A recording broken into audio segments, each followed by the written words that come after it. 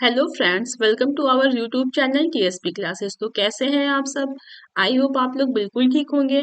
तो आज की वीडियो में हम डिस्कस करेंगे UP DElEd BTC second semester की अगली क्लास के बारे में। तो आज की जो क्लास होने वाली है वो है इंग्लिश की। तो इंग्लिश की हम लोगों ने 2 क्लासें कर चुकी हैं। अगर आप नहीं किए हैं, आप चैनल पे नए हैं, तो आप प्ले लिस्ट में जाके चेक कर लीजिए, आपको क्लासेस मिल जाएंगी। आप प्रॉपर अच्छे से नोट्स बनाइए साथ साथ और उसको अच्छे से पढ़ते जाइए ताकि सारी चीजें साथ साथ क्लियर होती जाएं। तो आज का जो टॉपिक है वह है डायरेक्ट मेथड। चलिए हम स्टार्ट करते हैं क्लास को। डायरेक्ट मेथड को हम डायरेक्ट को हिंदी में बोलते हैं प्रत्यक्ष, मतलब बिल्कुल सीधा, बिना किसी माध्यम के। तो यह जो है, इसको हम अदर नेम मतलब दूसरों नेम से, दूसरे नामों से भी जानते हैं। ठीक, दूसरे नेम से भी जानते हैं। तो जो फर्स्ट नाम है वह है the natural method. Direct method को द नेचुरल मेथड नाम से भी जानते हैं। ठीक, और द रिफॉर्म मेथड, फिर the Berlitz method, the anti grammar translation method. तो जो डायरेक्ट मेथड है वह 4 अन्य नाम से जाना जाता है। वो 4 अन्य नाम क्या है, फिर से देख लीजिए। पहला है द नेचुरल मेथड, ठीक। सेकेंड है द रिफॉर्म मेथड, और थर्ड है द बलिट्स मेथड, ठीक। और फोर्थ है the anti grammar translation method. अब देखिए, जो नेचुरल को हिंदी में बोलते हैं प्राकृतिक, रिफॉर्म को बोलते हैं सुधार। ये जो बलिट्स मेथड है, यह जो है एक मतलब वैज्ञानिक के ऊपर नाम पढ़ा है जिन्होंने इसको डेवलप किया है, इस मेथड को। ठीक है, तो एंटी ग्रामर ट्रांसलेशन मेथड, हमने ग्रामर ट्रांसलेशन मेथड इसकी पिछली क्लास में पढ़ा था। तो यह एंटी मतलब क्या होता है, अपोजिट, उल्टा। तो ये बिल्कुल उसका उल्टा है। ठीक, आगे देख लेते हैं। Direct method is developed by Maximilian Berlitz. ठीक, जो डायरेक्ट मेथड है वो किसके द्वारा डेवलप किया गया? डेवलप को हिंदी में बोलते हैं विकसित। इसको बोलते हैं हिंदी में विकसित। अगर आपको कोई वर्ड्स नए लग रहे हैं, उसका हिंदी में मतलब नहीं पता है, तो आप उसको अंडरलाइन करिए और अपने कॉपी में ही इसके ऊपर यहाँ पे लिख लीजिए। ठीक, नेक्स्ट टाइम जब आप फिर से रिवीजन करेंगे तो आपको वो मीनिंग भी तैयार होती जाएगी और आप अपनी लैंग्वेज में लिखने का ट्राई भी करेंगे। याद करने के चक्कर में पढ़ेंगे तो इतनी सारी चीजें हैं कि आप याद ही नहीं कर पाएंगे। ठीक, प्रैक्टिस करेंगे तभी चीजें क्लियर होंगी। देखिए, direct method is developed by Maximilian Berlitz. ठीक, जो डायरेक्ट मेथड है वह मैक्समिलियन बर्लिट्स के द्वारा विकसित किया गया था। ठीक, अब देखिए, ये सब क्वेश्चन क्या है, ऑब्जेक्टिव बन सकते हैं। अब ऑब्जेक्टिव में दे देगा direct method is developed bye, यहाँ पे आप 4 साइंटिस्ट के नाम दे देंगे, तो आप किसको बताएंगे कि कौन है? अगर आप पढ़े हुए हैं तो तुरंत मैक्समिलियन बर्लिट्स पे क्लिक कर देंगे। तो यही कह रहे हैं कि अगर आप ध्यान से पढ़ेंगे तो साथ में चीजें सारी क्लियर होती जाएंगी। क्वेश्चन कितने बनते हैं, कैसे बनेंगे, आपको जब मैं आपको क्वेश्चन कराऊंगी तो आप अगर क्लास प्रॉपर किए होंगे तो आप आराम से ऑब्जेक्टिव क्वेश्चन करते चले जाएंगे। ठीक, अब देखिए आगे क्या पॉइंट है। Child learns it's mother tongue naturally and without practice. अब देखिएगा, ऊपर एक बार देख लीजिए, इसको द नेचुरल क्यों कहा गया है? यह मतलब प्राकृतिक है, इसको बच्चों को सिखाया नहीं जाता है। यह जो है बच्चे अपने एटमॉस्फियर से ही सीख लेते हैं। जैसे हमारे यहाँ का जो लैंग्वेज है वह बच्चों को सिखाया नहीं जाता है, उनको बैठा के पढ़ा के लिखा के नहीं सिखाया जाता है। वह अपने आप क्या करते हैं, सुनते हैं जब चारों तरफ से, तो वह अपने आप से बोलना सीख जाते हैं। तो वही कहा जा रहा है कि चाइल्ड लर्न मतलब बच्चे सीखते हैं मदर टंग, अपने मातृभाषा के रूप में, नेचुरली मतलब प्राकृतिक रूप से, एंड विदाउट प्रैक्टिस, बिना किसी अभ्यास के। प्रैक्टिस में होता है अभ्यास, मतलब बच्चे जो हैं इसको बिना किसी अभ्यास के जो है प्राकृतिक रूप से सीख लेते हैं। ठीक, जैसे फॉरेन वगैरह, फॉरेन कंट्री में वहां पे छोटे छोटे बच्चे भी क्या होते हैं, इंग्लिश बोलते हैं। इंग्लिश क्यों बोल पाते हैं वो रीजन है इंग्लिश बोलने का, क्योंकि वहां का जो एटमॉस्फियर है, वहां के जो लोग हैं, उनका मदर टंग ही इंग्लिश है।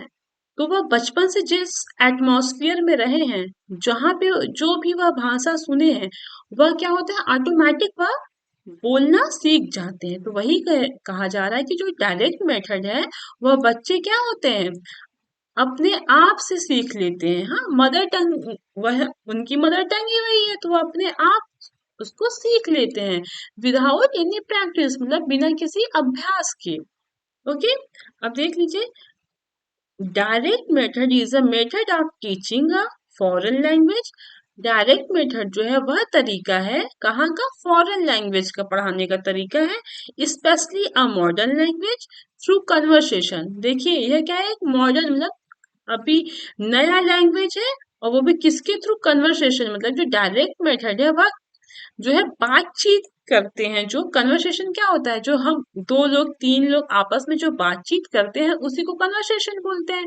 तो ये जो डायरेक्ट मेथड है, यह कहाँ का मतलब टीचिंग मेथड है, फॉरेन लैंग्वेज का, ठीक। स्पेशली जो है यह कन्वर्सेशन में यूज होता है, मतलब बातचीत में यूज होता है, ठीक। डिस्कशन में यूज होता है, and reading in the language itself, मतलब जो अपने आप वह किताब पढ़ते हैं या कुछ पढ़ते हैं उसमें यूज होता है, ठीक। Without the use of the pupil's language, मतलब उसमें बच्चों बच्चों के लैंग्वेज के लिए वह यूज नहीं होता है, मतलब पढ़ाने के लिए यूज नहीं होता है। पपिल मिस होता है शिष्य या स्टूडेंट कह सकते हैं। तो कहने का मतलब यह है कि जो डायरेक्ट मेथड है वह जो है फॉरेन लैंग्वेज में ज्यादा यूज होता है, और किसमें, बातचीत करने में, डिस्कस करने में या कुछ पढ़ने में यूज होता है, ठीक। Without translation and without the study of formal grammar. जो डायरेक्ट मेथड है इसमें कोई भी ट्रांसलेशन या ग्रामर का रूल नहीं यूज होता है, और विदाउट मिस होता है इसके बिना, ठीक। The study of formal grammar, मतलब अगर आप ग्रामर को भी नहीं पढ़े हुए हैं, मतलब ये जो डायरेक्ट मेथड है इसको क्या होता है कि यह फॉरेन लैंग्वेज में यूज होता है, और यह कन्वर्सेशन में, डिस्कस करने में और रीडिंग में ज्यादातर यूज होता है। इसमें कोई ट्रांसलेशन का रूल नहीं फॉलो होता है, ना ही इसमें ग्रामर की स्टडी कराई जाती है कि आपको अगर प्रॉपर ग्रामर आता है या आपको ट्रांसलेशन आता है तभी आप इंग्लिश में बातचीत कर सकते हैं, ऐसा बिल्कुल नहीं है, ठीक। तो यह फिर से देख लीजिए, जो डायरेक्ट मेथड है वो फॉरेन लैंग्वेज में यूज होता है, और स्पेशली किसमें, कन्वर्सेशन में, डिस्कशन में, रीडिंग में, ठीक। और इसमें ट्रांसलेशन रूल का यूज नहीं होता है, और ना ही आपको प्रॉपर ढंग से, उचित ढंग से जो है फॉर्मल ग्रामर पढ़ाया जाता है। ओके, अब देख लेते हैं कि मेरिट्स क्या है, डायरेक्ट मेथड के लाभ या गुण क्या है, ठीक। Makes understanding of English easier, मतलब क्या होता है कि इसमें इंग्लिश, अंग्रेजी को क्या करता है कि समझने को और सरल बना देता है। मतलब क्या है कि इसमें कोई रूल वगैरह है नहीं, ठीक। मदर टंग जो है यूज होता है, उसी की तरह बच्चे सीखते हैं, न उन्हें कोई प्रैक्टिस कराई जाती, न उन्हें कोई ट्रांसलेशन के रूल बताए जाते हैं। तो उनके लिए इंग्लिश क्या हो जाता है, इजी हो जाता है, वो अच्छे से समझ सकते हैं, ठीक। The students acquire fluency in speech, बच्चे क्या होते हैं जो बोलते हैं उन्हें फ्लुएंसी आ जाती है, मतलब अधिक तीव्रता से, अधिक सटीक से, अच्छे से क्या करते हैं बच्चे, टॉक करते हैं, कन्वर्सेशन करते हैं, स्पीच बोलते हैं या बातचीत करते हैं, ठीक। अब क्या है थर्ड, देखिए बेस्ड ऑन एजुकेशन प्रिंसिपल्स, मतलब कि यह किस पे भी आधारित है, एजुकेशन प्रिंसिपल पे, मतलब शिक्षा के उद्देश्यों पे भी बेस है, मतलब आधारित है, ठीक।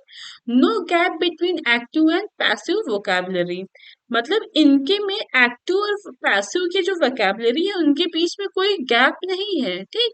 कि नहीं अगर आपको ट्रांसलेशन आ रहा है तभी आप इसको बातचीत कर सकते हैं, आप तभी आप कर सकते हैं।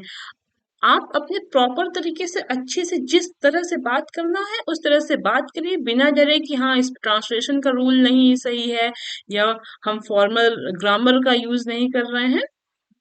तो ये सब बात है, ठीक। It's a natural method of teaching, मतलब क्या है कि यह एक प्राकृतिक तरीका है पढ़ाने का। अब प्राकृतिक तरीका क्या है कि इसमें क्या होता है, मदर टंग का यूज होता है, ठीक। फुल ऑफ एक्टिविटीज, इसमें क्या है, बहुत सारी एक्टिविटीज भी होती हैं, ठीक। एक्टिविटीज के साथ डायरेक्ट मेथड को पढ़ाया जाता है, ठीक है। मुझे लगता है कि बहुत अच्छे से समझ में आया होगा आपको। अगर नहीं समझ में आया होगा तो आप एक बार कमेंट करिएगा, मैं फिर से आपको एक्सप्लेन करूंगी। लेकिन एक चीज ध्यान दीजिएगा, जिस चीज की मीनिंग आपको नहीं आ रही है उसको आप अंडरलाइन करिए, उसके ऊपर आप हिंदी लिखिए, तभी जाके आपकी इंग्लिश स्ट्रांग होगी। ओके, अगर आपको इंग्लिश का हिंदी में क्या मतलब है वही नहीं पता है तो आप चीजों को समझ ही नहीं सकते। अगर कोई वर्ड आपके लिए नया लग रहा है तो आप उसको तुरंत मीनिंग ढूंढिए, लिखिए, फिर उसके बाद फिर से एक दो बार रिवीजन करिए, चीजें बिल्कुल क्लियर हो जाएंगी, ठीक। अब आइए देखते हैं demerits, disadvantage of direct. Demerits मतलब दोष क्या है या हानि क्या है, ठीक।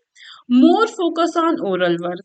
इस पे क्या है कि सबसे ज्यादा ध्यान किस पे दिया जाता है, ओरल। ओरल वर्क, ओरल में होता है मौखिक, मतलब बोलने वाले काम पे ज्यादा ध्यान दिया जाता है, ठीक।